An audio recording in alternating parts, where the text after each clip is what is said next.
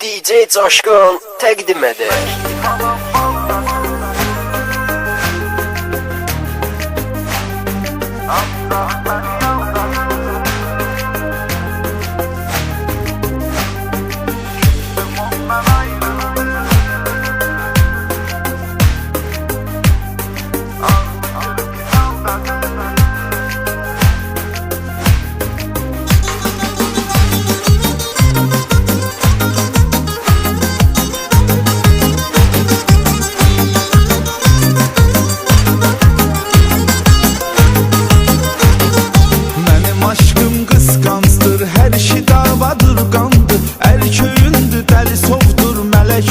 Şeytandır, bir neçə müddət məndən ayrı qaldı, peşmandır. Ağlayır ey gecə gündüz, göz yaşı dəsmaldadır.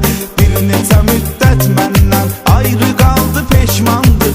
Ağlayır ey gecə gündüz, göz yaşı dəsmaldadır. Mənim aşkım baldadır, baldadır, ancaq məni aldadır, aldadır. Küstüm ondan ayrıldım, ayrıldım, ağlayır pis haldadır, haldadır. Mənim aşkım baldadır, baldadır, ancaq məni aldadır, aldadır. Küstüm ondan ayrıldım, ayrıldım, ağlayır pis haldadır, haldadır. Ağlayır pis haldadır, haldadır.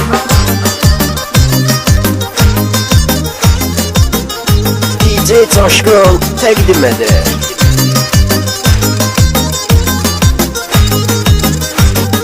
Sevgililər günüdürsə, demək 14 fevralda hədiyyə almalıyam mən gərək 14 fevralda. Tutaq ki aldım verdim, desək 14 fevralda. Bəs ad gününə nə alım mən 15 fevraldadır.